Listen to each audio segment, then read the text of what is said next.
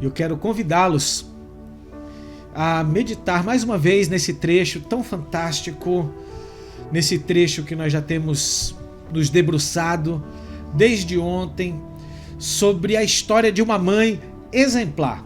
E que mãe exemplar que nós temos aqui. Estudamos e temos estudado, temos visto durante todo esse mês história de muitas mães aqui na Palavra de Deus. E hoje nós estamos meditando sobre a mãe de nada mais, nada menos do que do nosso Senhor Jesus. É a mãe física, a mãe carnal, aquela que concebeu Jesus, homem, o ser humano Jesus, que esvaziou-se de si mesmo, esvaziou-se de sua glória, e ele se fez em forma de carne, em forma de servo, e ele nasceu em um ventre, no ventre de Maria. Que privilégio! Dentre todas as mulheres que haviam naquela época, e dentre todas as mulheres de todos os tempos, o Senhor Deus olhou para Maria naquele tempo, naquele lugar, naquela região, naquela circunvizinhança, numa cidadezinha esquecida, numa cidadezinha mal falada, chamada Nazaré. Não é na Bahia, Nazaré das Farinhas, tá?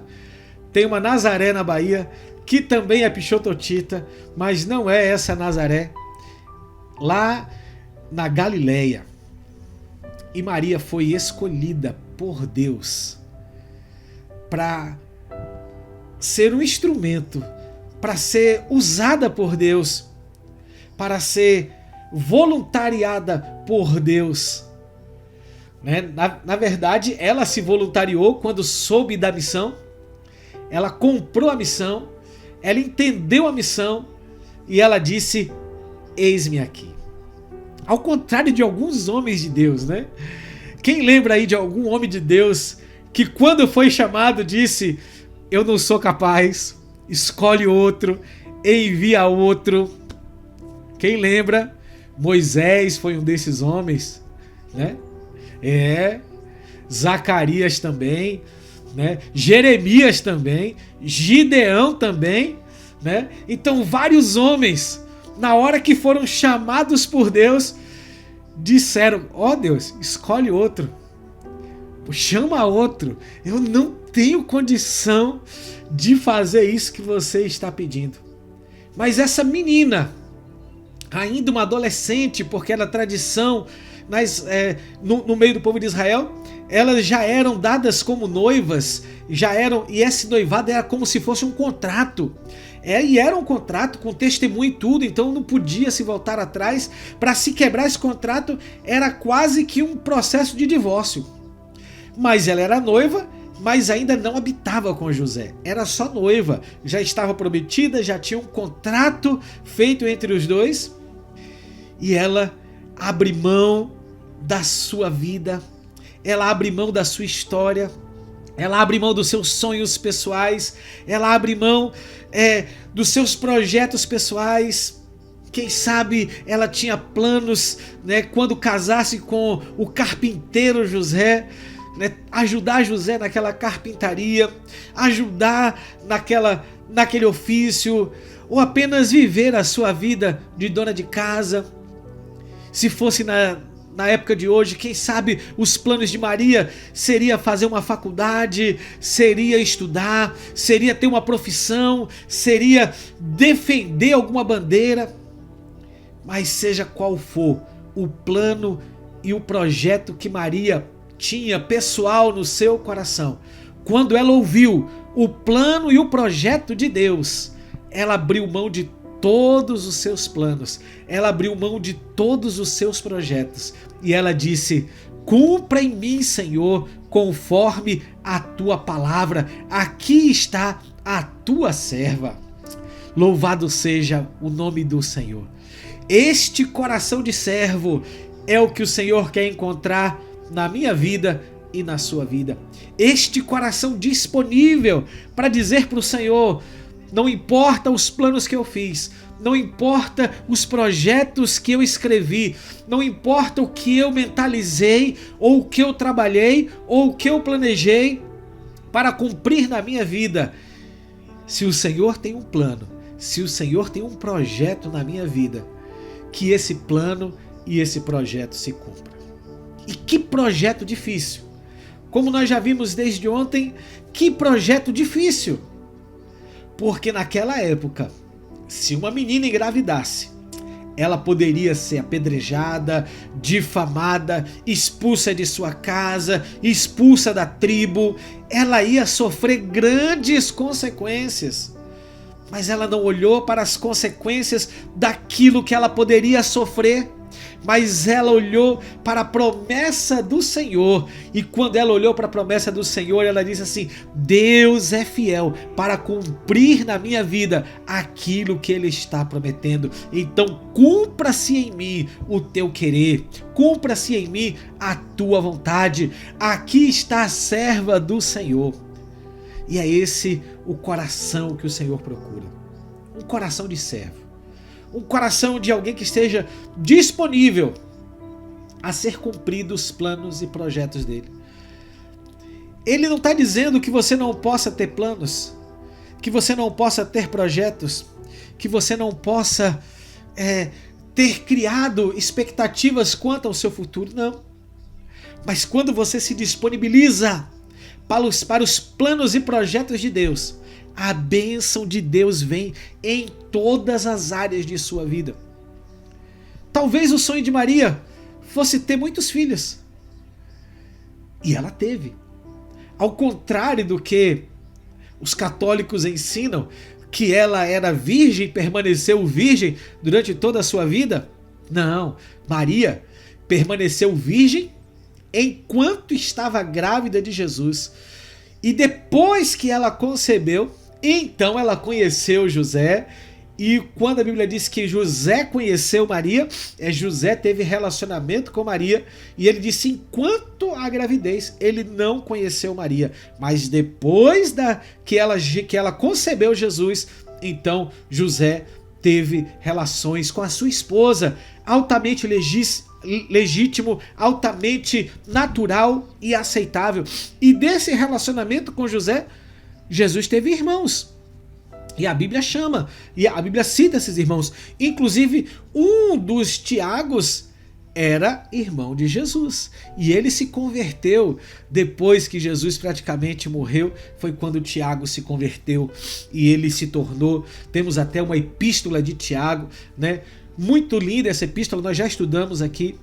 Então, queridos, nós estamos falando de um coração disponível, disposto a servir a Deus.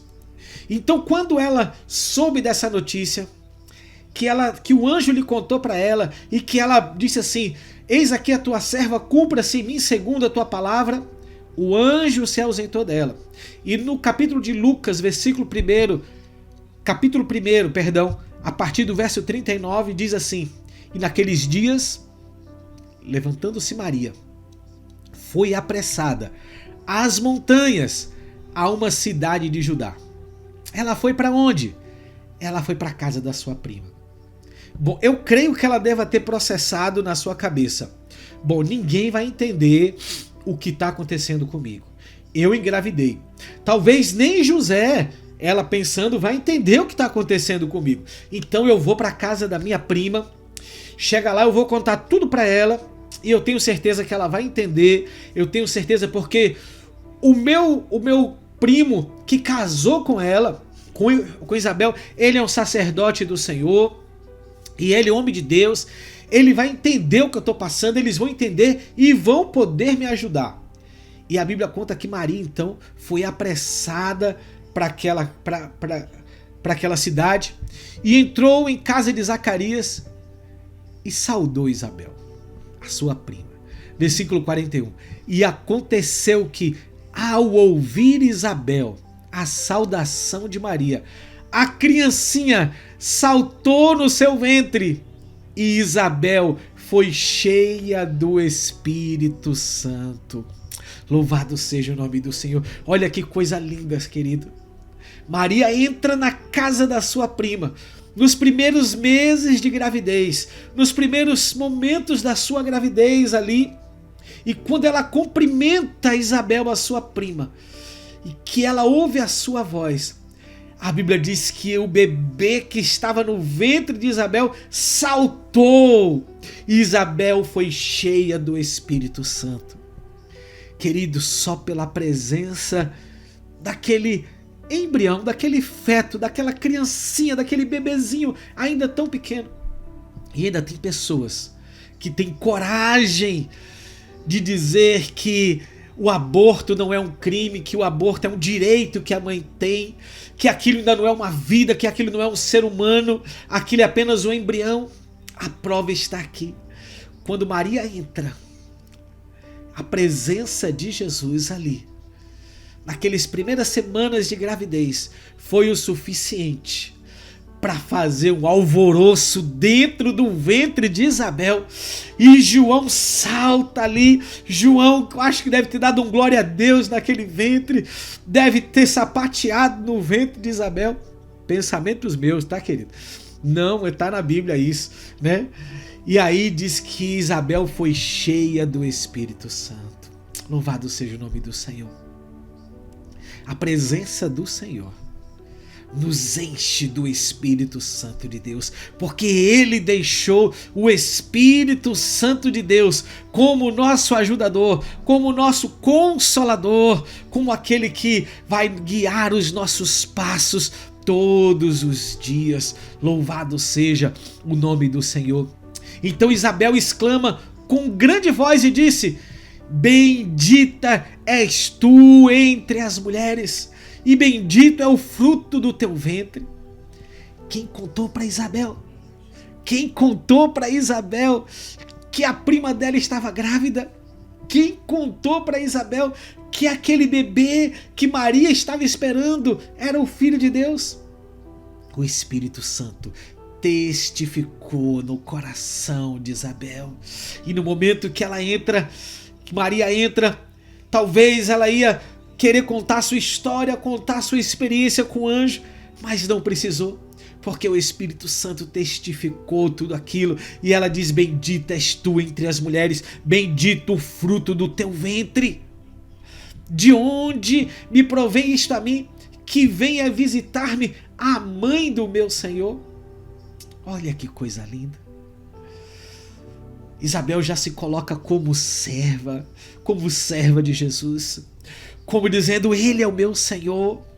E essa palavra Senhor nós já vimos aqui na semana passada. Eu até usei a expressão grega errada, né? Eu disse que era, nem lembro o que eu falei, mas Senhor, queridos, quer dizer aqui Adonai, quer dizer o dono da sua vida, quer dizer o dono da sua alma, quer dizer que ele é seu proprietário. Vocês lembram quando Jesus estava num casamento, o primeiro milagre de Jesus, e Maria se aproxima de Jesus, e Jesus olha para ela e fala assim: que tenho eu contigo, ó mulher? Talvez você possa falar assim: nossa, esse Jesus foi muito mal educado, né? Maria não soube educar direito Jesus, não. Como é que ele chama a própria mãe de mulher?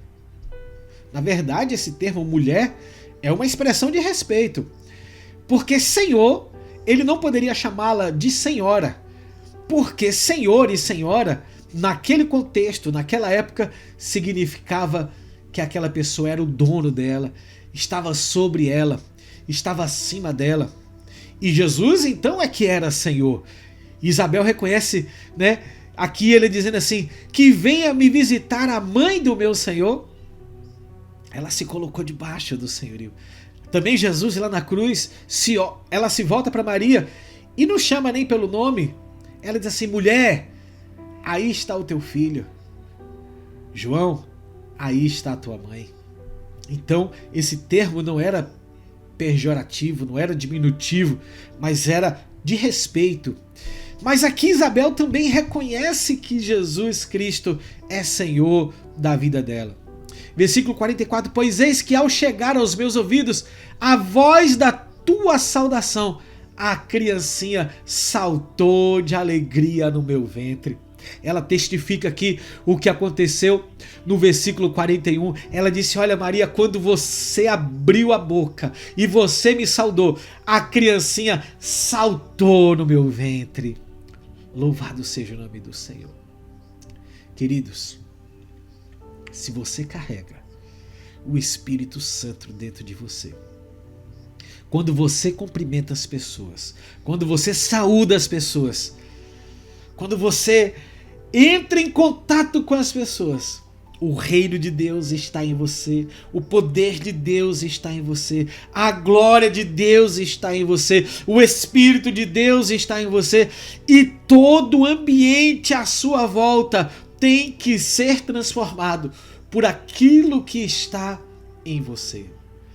Se você é luz, todo o ambiente onde você está tem que se tornar iluminado.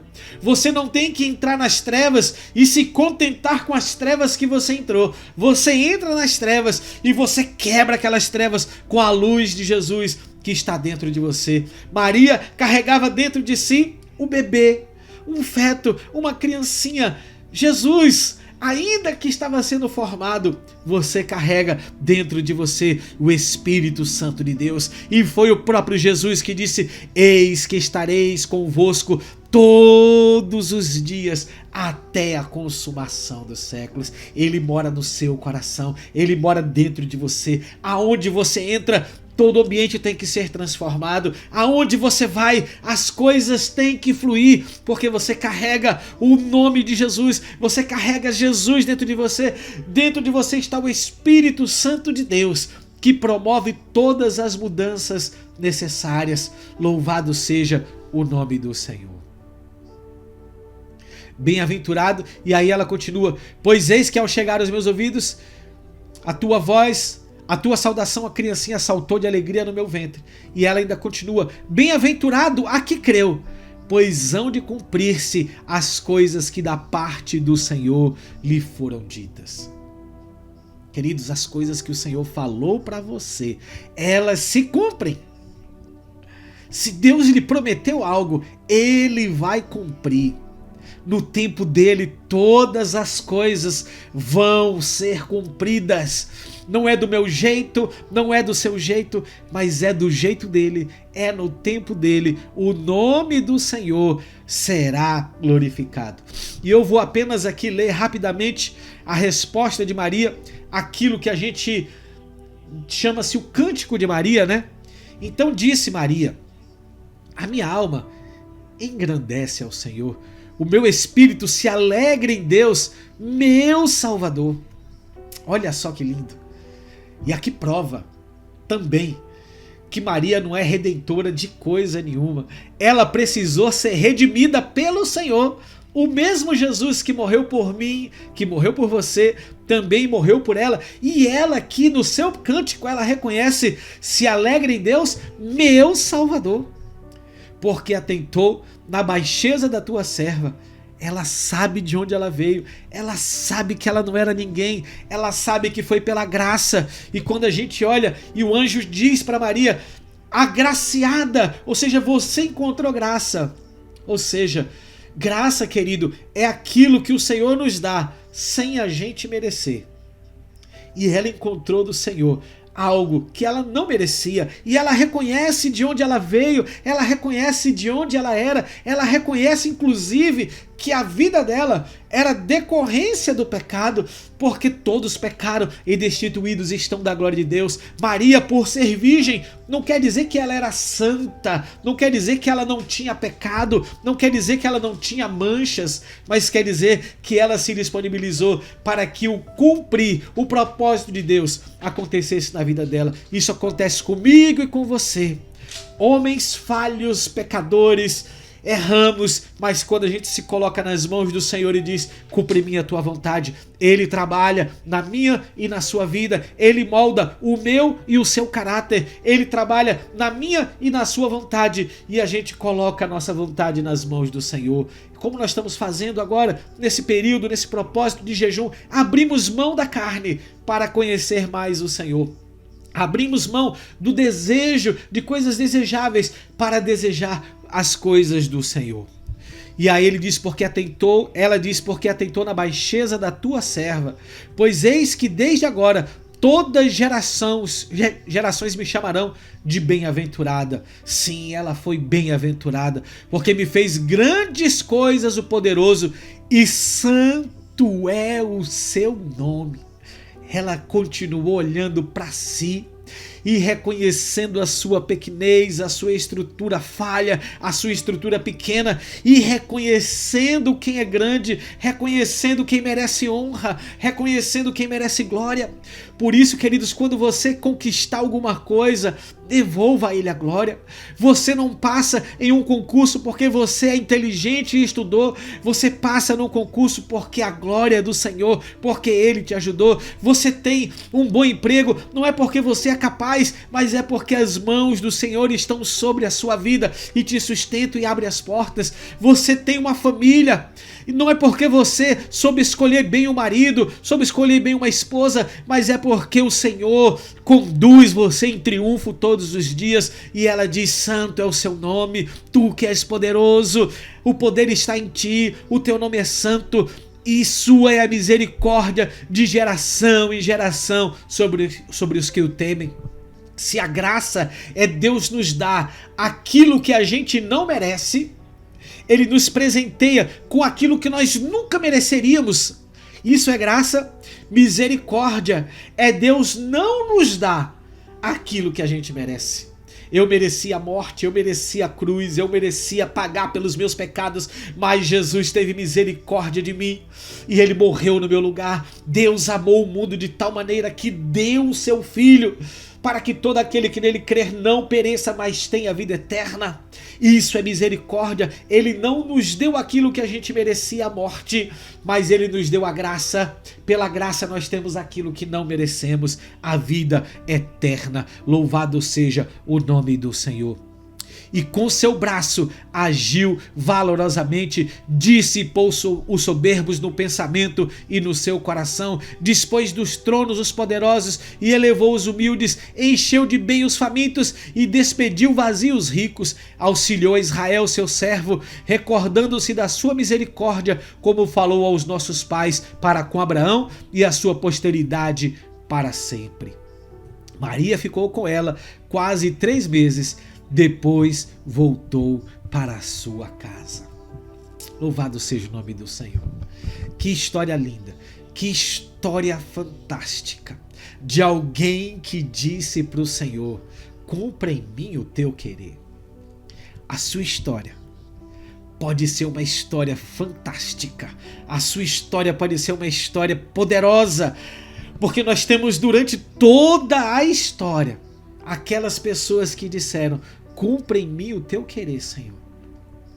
A história foi fantástica, não por causa da pessoa que falou, mas por causa do Deus que trabalhou na vida daquela pessoa. Se você quer ter uma experiência inimaginável com o Senhor, entregue a Ele a sua vida. Entregue a Ele os seus planos, entregue a Ele os seus projetos, entregue a Ele os seus sonhos. Não tenha medo, Deus não vai querer o seu mal, Deus não vai fazer nada que seja para o seu mal, mas só para que seja para o seu bem. E eu tenho certeza que você não vai se decepcionar. Melhor é você cumprir os propósitos de Deus na sua vida do que a mediocridade de viver uma vida na média, uma vida medíocre que você mesmo escolheu. Uma vida pacata, uma vida sem vida, uma vida sem emoção, uma vida sem propósito. Que hoje você possa dizer: Senhor, eu entrego a minha vida por completo ao Senhor. Cumpra em mim o teu querer, seja ele qual for, porque eu sei que tu és fiel e pensamentos de paz e não de mal é o que o Senhor tem para a minha vida. Que Deus te abençoe, em nome de Jesus. Tome posse dessa palavra e viva no poder dessa palavra todos os dias da sua vida, em nome de Jesus. Amém.